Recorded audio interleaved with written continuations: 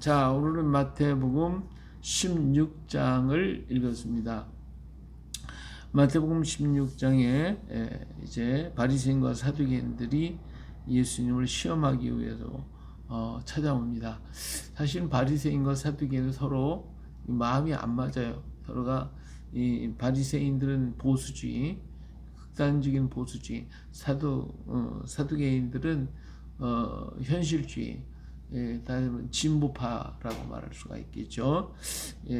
그래서 서로 맞지를 않습니다. 그래서 밤낮 앙숙인데 바리새인들은 시민들, 이 백성들의 대표 역할을 하고 사두개인들은 성전과 제사장 이 모든 것들을 장악하고 있기 때문에 세력은 사실 사두개파 사람들이 더 세력이 강하죠. 그러나 서로 이쪽은 군종을 믿고 이쪽은 그 권력을 가지고 서로 대립하고 있는 그들인데 예수님에 관해서는 바리새인과 사두개인들이 한 마음이 돼가지고 예수님을 공격하기 시작을 합니다. 자, 그래서 하늘로부터 오는 표적을 달라고 보여달라고 와서 얘기를 하죠. 예수님께서 이런 얘기하죠.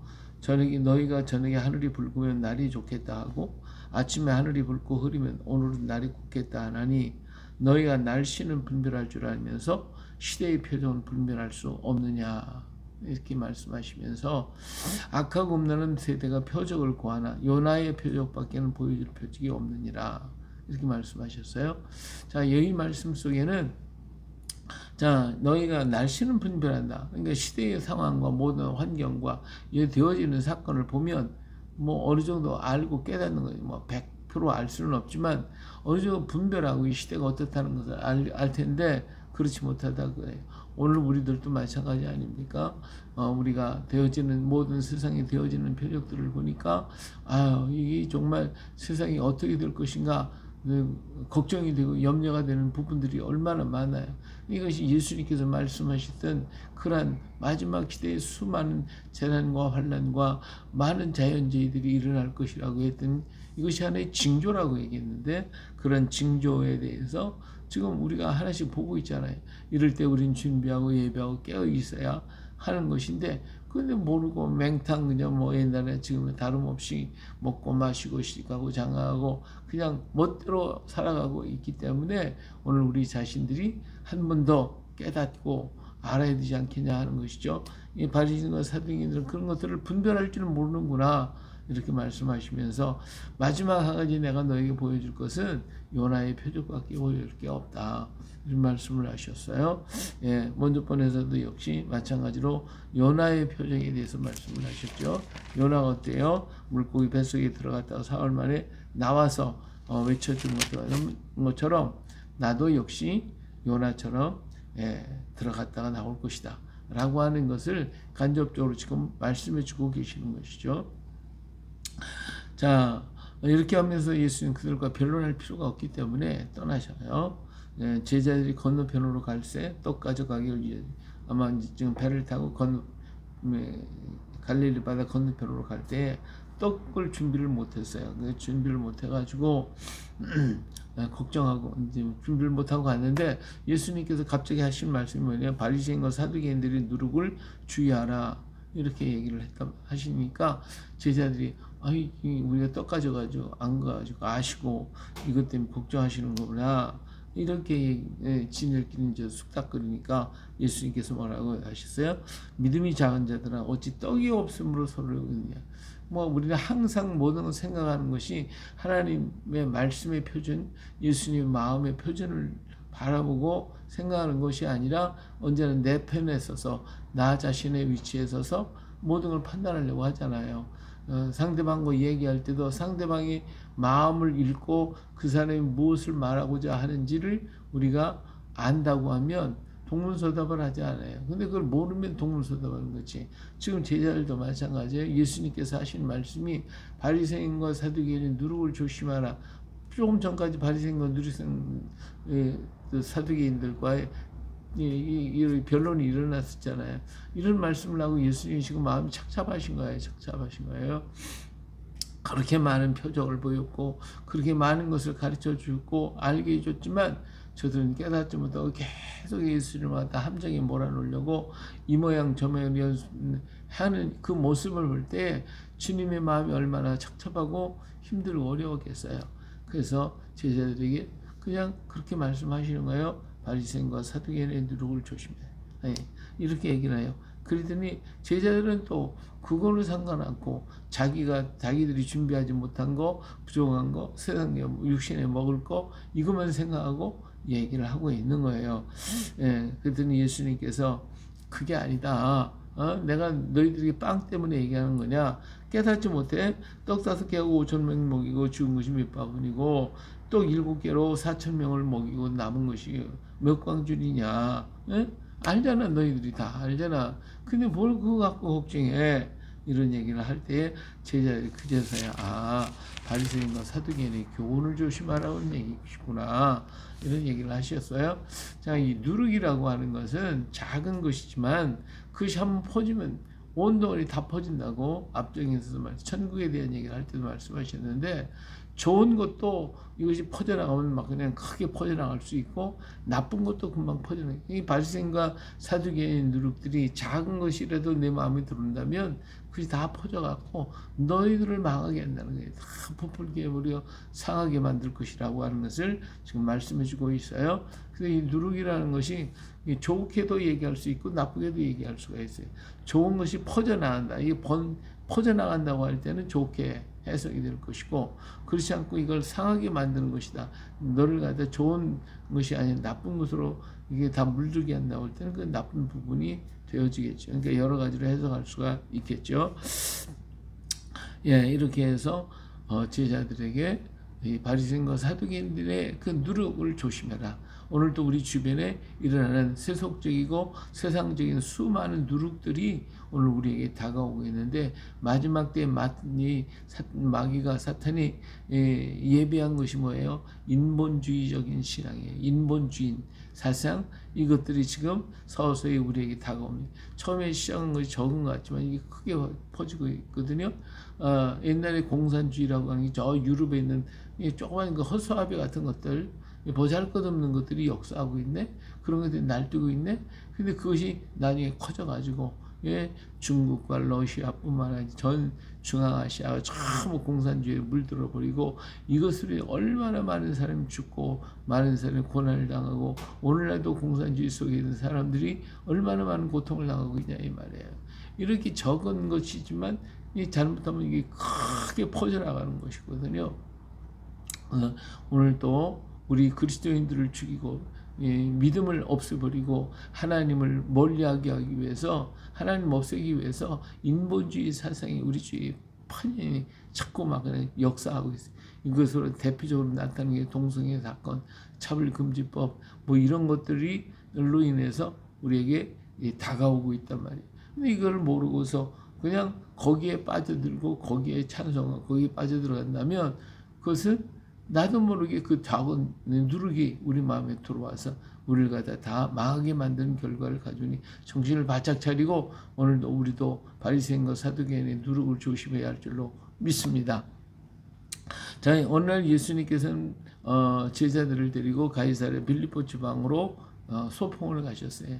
예, 소풍 갔다는 게 좀 이상하지만 이 가이사랴 빌립보 지방은 어떤 일이냐면 가이사랴 빌립보 지방은 저 헐몬선에서 내려온 물이 땅속으로 다 스며들어요.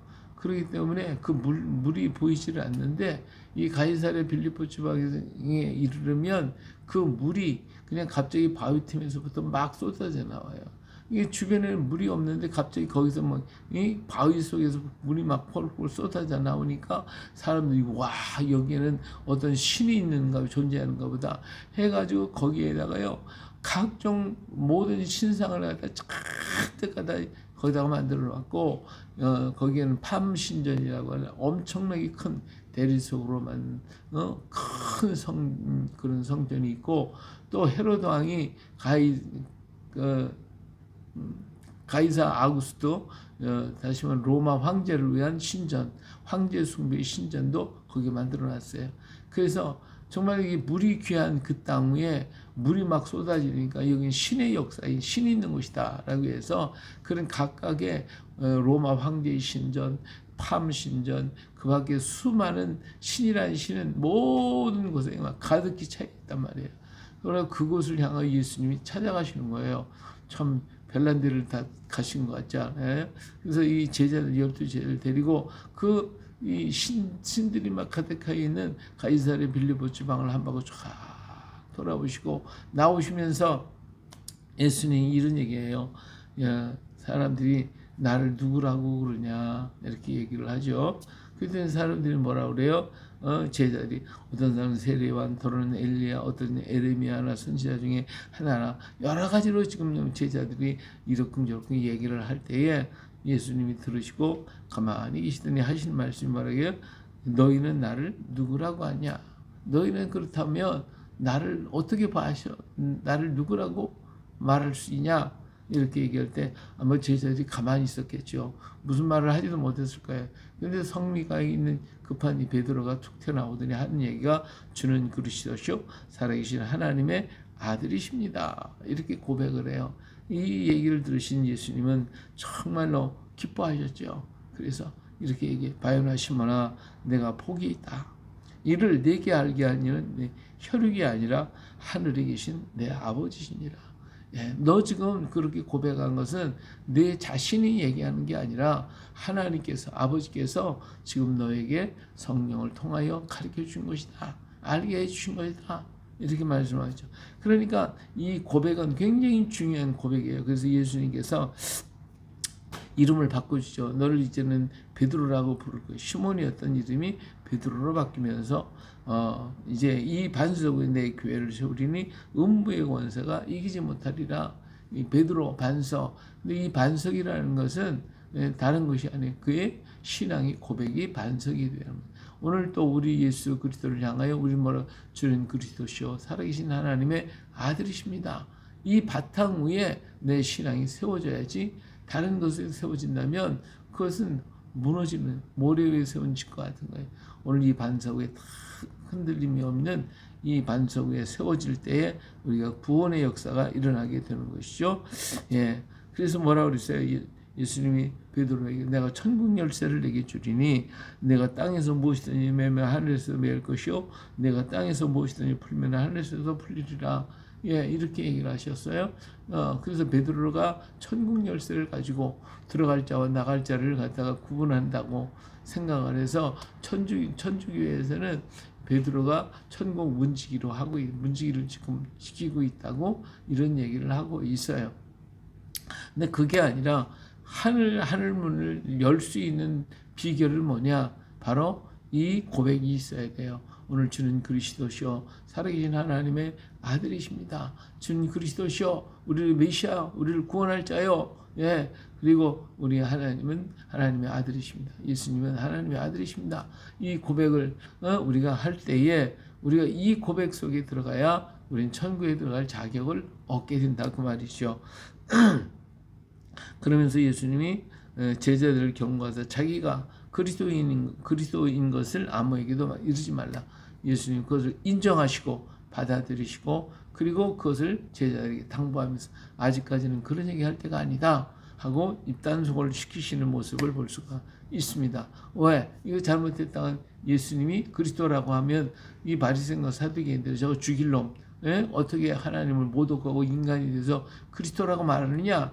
그래서 예수님을 빨리 죽일 것인데 예수님도 죽을 것은 준비되어 있지만 그러나 아직 때가 안 됐기 때문에 이렇게 입단속을 시키시고 계시는 것이죠. 자, 이때로부터 예수님께서 그러니까 그리스도라고 고백을 했기 때문에 그리스도가 어떤 일을 할 것이냐라고 하는 것에 대해서 지금 내가 서기관들에게 많은 대제장과 서기관들에게 많은 고난을 받고 죽임을 당하고 제3일에 살아나야 할 것을 제자들에게 비로소 나타내셨다. 요나의 비유 이걸 갖다가 지금까지는 제자들도 무슨 말인지 잘 이해를 못했어요. 그러나 그 부분을 지금 설명을 해주셨어요. 그리스도라는 말 때문에 설명을 해주셔야 돼요. 제자들은 깜짝 놀라는 거죠. 엄청나게 놀랐을 거예요. 그때 베드로가 예수님을 붙들고 항변했다고 했어요. 항변했어요. 절대로 그런 일이 있어서는 안 됩니다. 그리 마옵소서, 그래야지 마옵소서. 결코 주께 미치지 못할 것입니다. 우리가라도 막 싸우겠습니다. 라고 하는 이런 다짐을 지금 하고 있는 거죠. 예, 이 일에 뭐 제자들 때 다 놀라서 어리벙벙했겠죠. 그러나 승리를 입은 베드로는 아닙니다. 절대로 그런 일이 일어날 수가 없습니다. 일어나서는 안 되고 그냥 우리가 막겠습니다. 라고 나서는 거예요.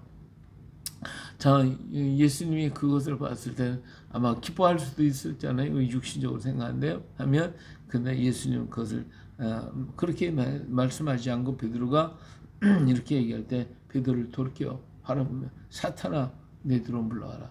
그렇게 말할 때 너 나 도와주니까 고맙구나. 너밖에 없어. 이렇게 얘기할 건데 그게 아니라 예수님 사탄아 물러가라 하면서 네가 하나님의 일을 생각하지 아니하고 도리어 사람의 일을 생각하는구나 이러면서 책망하시는 모습을 봅니다. 이처럼 오늘 우리가 세상적으로 볼 때는 베드로 말이 합당하고 제자들이 뭉쳐가지고 이제는 나를 지켜라. 그러면 막 제자를 격려를 해가지고 이제는 싸우자 이렇게 나가야 되는데 그렇게 하지 아니하셨다는 거. 이것이 바로 예수님이 이 땅에 오신 그 이유가 무엇인가 하는 것을 사람이 생각하고 예수님이 생각하고는 차이가 있다는 거죠. 예수님은 어때요? 인류의 죄를 죄값을 지불하시기 위해서 당신이 십자가를 지고 죽어줘야만 한다고 하는 그 길을 향해 가고 있는 것이죠. 죄값을 지불하기 위해 오셨기 때문에 그래요. 그러나 사람은 인본적으로 생각을 하기 때문에 인간적으로 볼 때는 이제는 로마와 싸워야 되고 이 바리새인들과 유대인과 싸워야 되고 우리 모두가 막 제자들만 모아가지고 수천 명이 막 모이고 그럴 때 이 사람이 다 모여가지고 큰 군대를 만들어서 이는 공격해야 되고 예수님의 그 능력 가지고 저걸 물리쳐야 된다. 이런 생각을 하고 있는 것이거든요. 오늘도 우리의 믿음의 주체가 과연 무엇이냐? 내가 왜 믿어야 되는가? 내가 왜 교회를 가야 되고 내가 왜 예수님을 따라야 되고 하나님 말씀을 내가 묵상해야 되는가? 이 근본이 틀려버리면 엉뚱한 대로 흘러가 버릴 수밖에 없다라고 하는 것입니다.